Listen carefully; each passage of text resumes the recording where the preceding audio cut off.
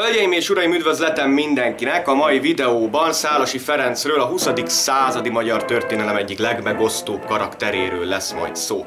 Az utóbbi években nagyon jó anyagok kerültek fel vele kapcsolatban a YouTube-ra, ez mind a politikai pályafutását, mind pedig az ideológiai eszmerendszerét, tehát a hungarizmust is kibontották, ezekhez majd a linkeket megtaláljátok a leírásban. Katonai pályafutásáról azonban ez idáig nem igazán lehetett bőségesen sokat hallani, pedig ez a pálya igencsak meghatározó volt Szálasi Ferenc életében. És a mai videóban a frontkatona Szálasi Ferenctől kezdődően a leszerelő Szálasi Ferencig végignézzük ezt a pályafutást. Szálasi Ferenc 1897. január 6-án született Kassán.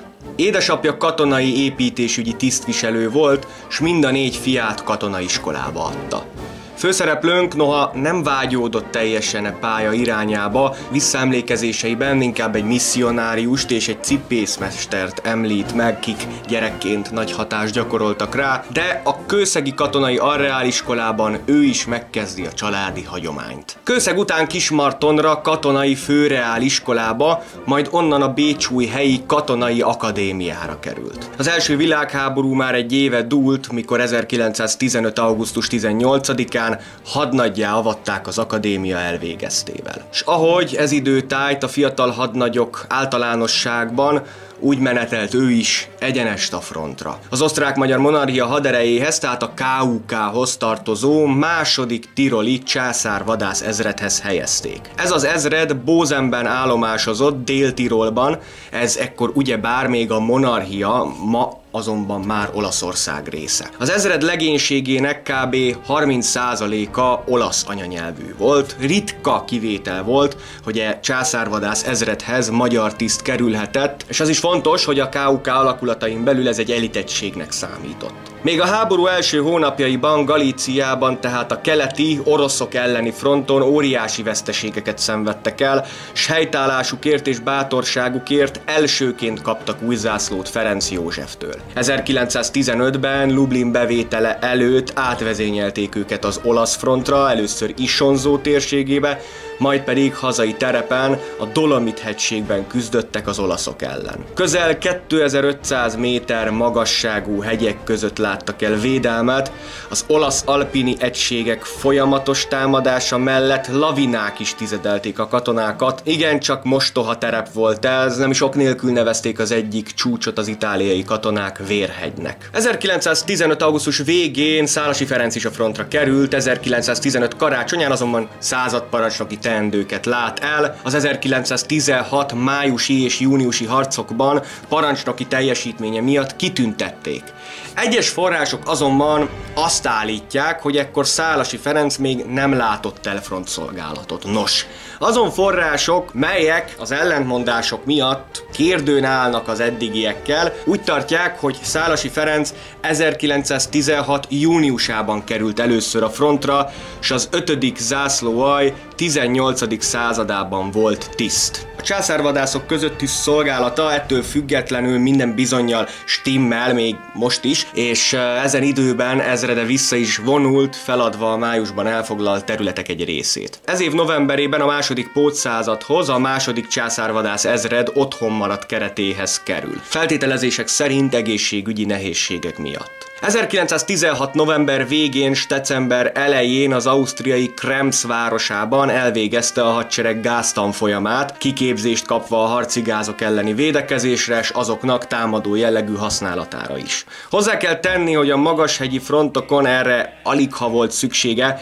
ott időjárási és földrajzi okok miatt nem igen vetették be ezt a fegyvert, de a későbbiekben, főleg Verdönnél bizonyára jó hasznát vette az itt tanultaknak. 1917. február végén már egészen bizonyosan újra a fronton van, május 1-én pedig megkapta a főhadnagyi rendfokozatot, század parancsnoki megbízatást azonban még ezzel együtt sem, ami azért különös, mert ezen időszakban már a hadnagyok is kaptak. Május 12-től kezdődően egészen augusztus 10-ig végig a frontvonalon szolgált, júniusban a 7 község fensíki, figyelem, attól mert magyar a neve, ez is ugyanúgy az olasz fronton van, az itteni igencsak heves harcokban is részt vett. A bronz katonai érdemérmet, továbbá a Károly csapatkeresztet is ekkortájt kapta meg. 1917. október 17-én ott volt, mikor az ezredes sikertelenül, de megkísérelte a Montemayor hegycsúcs elfoglalását. Egy hónappal később az ezred 2 további hegycsúcs ellen is támadást indított, de ahogyan a Montemayor esetében, úgy ezek a támadások is sikertelenül záródtak. November 23-án került el Szálasi a frontvonalból, és ismét a pótszázadhoz került, minden bizonnyal ismét egészségügyi okok miatt. 1918. február 11-én indult vissza az olasz frontra. Újra a hegyvidéki harctéren volt, a több mint 2000 méter magas Monte Pasubio csúcs környékén, mely egyik oldalát a KUK, másik oldalát az olasz haderő ellenőrizte, s mindkét fél igyekezett a másik állásait felrobbantani. Itt történt meg az első világháború legnagyobb robbantása is, mikor a KUK katonák 5500 kg-nyi dinamittal felrobbantották a teljes déli platóját a csúcsnak, elfoglalni azonban még így sem sikerült azt. Több mint 10 000 katona esett el ezen a hegyen. Márciusban nagy szerencsére már nem volt a hegyen, a hónapban ugyanis beosztották a 168. népfölkelő zászlóaljhoz, ahol a második század parancsnokságát is átvette. Az egység feltöltés, szervezés alatt állt, de igen hamar a frontra került, ugyanis 1918. április 5-én Szálasi Ferenc súlyos sebesülés miatt kórházba került. Ez idő tájt hivatalos volt Zita királyné születésnapi ünnepségére s ebédjére, azonban betegsége miatt nem ment el. Egyes források szerint azonban egyébként sem élvezte az ehhez hasonló ünnepségeket. Teljes felgyógyulása után a nyugati frontra, tehát a belgium-franciaországi térségbe, Verdun térségébe pontosabban oda vezényelték, hol rohamzászlóalj parancsnok lett. A monarchia ugyanis 1918. augusztusában a 18. hadtestet a nyugati frontra irányította, az egyetlen KUK seregtestet, melyet a háború alatt ide vezényeltek. A túlerőben lévő amerikaiak ellen kellett helytállniuk, ekkor már egyre keservesebben és egyre reménytelenebbül. Szálasi vagy az első, vagy a 106. rohamzászlóalj tisztjeként kerülhetett bevetésre. Szeptember 12-én az amerikaiak több mint 3000 löveg támogatásával támadást indítottak, több helyen áttörték a frontot, és ideiglenesen ugyan, de meg annyi német alakulatot be is kerítettek. Mind az első, mind a 106. rohamzászlóalj katonáinak a 25%-a odaveszett a harcokban. Október 8-án újra támadtak az amerikaiak, s ismét elkeseredett harc bontakozott ki. Tömeges gáztámadások, az Antant eszméletlen légifölénye, bombázók. Nos, ez volt ez a frontvonal. Volt olyan 2 nap, mely alatt az első hadosztály 5000 katonát és 190 tisztet elvesztett. Az arcvonal visszavonulója után egy oly területen kellett állásokat kiépíteniük, hol korábban nem volt harcállás. A tüzérség folyamatosan támadta őket, főként harci gázzal, melyből Szálasi Ferencnek is jutott. E harcok során kapta meg a másodosztályú német vaskeresztet, továbbá a harmadosztályú vaskoronarendet és a harmadosztályú katonai érdemkeresztet is. Érdekes azonban, hogy a későbbiekben politikai karrierje során egyetlen alkalommal sem hordta kitüntetéseit. Mindig a legegyszerűbb ruhában, érdemrendek nélkül fényképeztette magát. Ha ezt szembeállítjuk mondjuk Hitlerrel vagy Mussolinivel, hát azért igencsak feltűnő a különbség. Szálasi a fronton ismerkedett meg a spirituális gondolatokkal. Vonzódott a miszticizmus iránt, hitt a szellemek létezésében és a spirituális erőkben, ami szerinte egyenesen következett a lélek halhatatlanságából. Sokat olvasta a Bibliát, de történelmi, szociológiai és politikai műveket is olvasott, köztük például Karl Marx Tőkéjét is. Az első világháború végeztével a frontról 1918. november 6-án indult haza egységével, melyet Salzburgban oszlatott fel. 1918 karácsonyára ért haza Kassára, ahová néhány nap múlva, december 29-én vonultak be a csehek. Katonatisztként választania kellett. Jelentkezik szolgálatra a csehszlovák hadseregnél, vagy átmegy az akkor igencsak zavaros és kaotikus időket élő, csonkolódó Magyarországra. Ő az utóbbit választotta, pár napnyi kassai kitérője után már el is hagyta a szülővárosát, 1919. januárjában jelentkezett szolgálatra Budapesten. Ez ugye a Károlyi kormány ideje alatt volt, és noha az országot több oldalról is támadták és csonkolták, ő más feladatot kapott. Hozzá kell tenni, hogy ez is egy igencsak felelősségteljes feladat volt. Ugyanis a külföldön rekedt hadifoglyok sorsával kapcsolatban dolgozott a hadügyminisztérium külügyi futárszolgálatánál. Nem ok nélkül volt ez egy felelősségteljes munka. Az orosz polgárháborúba s a néhai orosz cárság darabjaira hult birodalmában megannyi magyar hadifogoly rekedt. Szálasi ahhoz a bizottsághoz került, mely a Lemberg környéki magyar hadifoglyok ügyével foglalkozott, hol ebben az időben a lengyel és ukrán csapatok egymást ölték a területért. Ezen újabb háborúba esett helyszínen folytatta szolgálatát, majd hazatérve Spanyolnáthával kórházba került. Miskolcon tartózkodott a Tanácsköztársaság beköszöntével, egyes források szerint a Vörös Hadsereg kötelékében is harcolt, mikor azok a felvidékre indították hadjáratukat. Ne feledjük el, Szálasi kassai volt, se hadjáratban ezt a várost el is foglalta a magyar had. Egyes források szerint az sem kizárt, hogy Eperjesen, mit szintén e hadműveletben foglaltak vissza a magyar csapatok, csendőrszázadot is vezetett a Szlovák Tanácsköztársaság egyetlen felállított alakulatában. Horthy bevonulása után fél évig a Nemzeti Hadsereg tisztjeként a mezőkövesdi román megszálló csapatok mellett polgári nemzetőrséget szervezett. Ezután a gyöngyösi vadászzászlóaljhoz osztották be, és 1920-21-ben elvégezte a hajmáskéri tiszti tanfolyamot, és gőzerővel készült a hadiiskolába való felvételijére, mely a trianoni békediktátum értelmében csak 10. számú szabályismertető tanfolyam néven működhetett.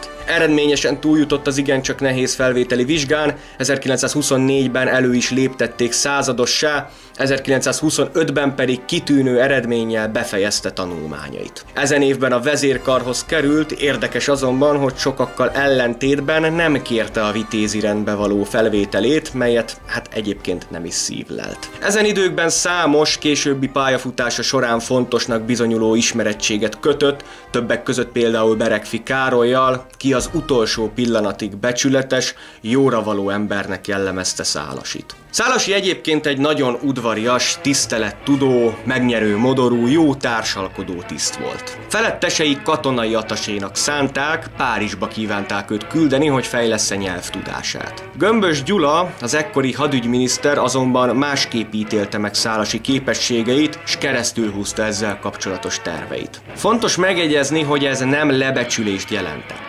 Gömbös elragadtatással beszélt Szálasiról, egyfajta saját maga alter egójának tekintette, és mikor miniszterelnök lett belőle, lehetséges utódjaként beszélt Szálasiról. Az azonban, hogy főszereplőnk hogyan ítélte meg ezt az attasés történetet, nos hát azt nem tudhatjuk. Szálasi egyébként vegyes megítélésnek örvendett. Katonáival törődött, közvetlen tiszt volt, tisztimi voltát sosem fitoktatta közöttük, emberien bánt a legénységgel. A századdal együtt menetelt kivonulásoknál, pihenők alatt emberei közé ült, kérdezgette őket otthoni, családi körülményeik iránt. Alárendeltjei érdekében szókimondóan kiállt az előjáróknál. Kimondható az, hogy katonái szerették őt. Ugyanakkor tiszttársai közül megannyian kóros önteltségről beszéltek esetében, minden téren tudálékos, nagyképű, ellenvéleményt nem tűrő embernek írták le, aki mérhetetlenül hatalomvágyó is volt. Volt, ki paranoid skizofrénnek írta le, titkosszolgálati jelentésekben pedig már ebben az időben is volt, hogy potenciális őrültként jellemezték. Politikával a debreceni gyalogezrednél töltött ideje alatt kezdett el foglalkozni. Ezen időben beosztottjaitól s azoknak családtagjaitól egyre többet tudott meg arról, hogy miként él a magyar térségben, s úgy általánosságban akár a vidéken is. Ekkor kezdett a fennálló Horthy rendszer kritikusa lenni, s már nem elégedett meg a katonai pályával. Egyik tiszttársa szerint egyszerűen úgy fogalmazott, hogy ő született forradalmár, aki arra van hivatva,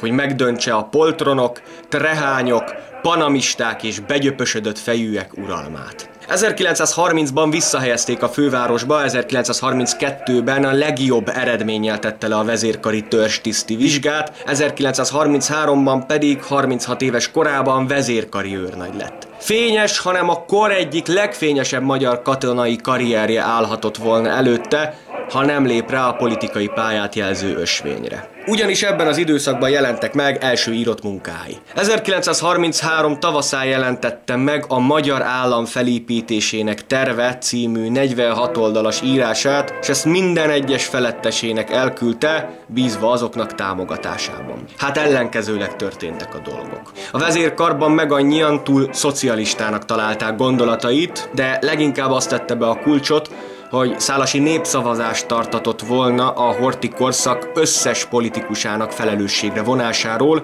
beleértve a kormányzót, Horthy Miklóst is. Gömbös honvédelmi miniszter figyelmeztette őt, hogy a katonatisztekre vonatkozó szabály szerint nem politizálhat. Meg is büntették őt 20 napnyi állomás fogságra, s a vezérkari testületből az egri gyalogezredhez helyezték ki. De ott is folytatta a politizálást. Eger városában egy titkosan működő fajvédő szervezetbe, a Magyar Életszövetségbe lépett be, s végül 1934 őszén ő maga kérte a katonaságtól való nyugállományba helyezését, mely 1935 márciusában teljesült is. Gömbös azonban, ki ekkor már miniszterelnök volt, felajánlott neki egy kormánypárti képviselői helyet a március végi választásokra, de Szálasi Ferenc ezt visszautasította. Ekkor 38 éves volt, és minden energiájával a politikai szervezkedésbe vetette bele magát. Leszerelésének havában már meg is alakította saját pártját, melyet a Nemzet Akarata pártjának keresztelt. Ez a párt volt a későbbi nyilaskeresztes párt, mondhatni Déd nagyapja. Köszönöm szépen mindenkinek a megtekintést, ha tetszett a videó, akkor segíthetsz nekem egy megosztással, ha pedig szeretnéd támogatni a csatornámat, a videó leírásában megtalálod a linket a Patreonomhoz.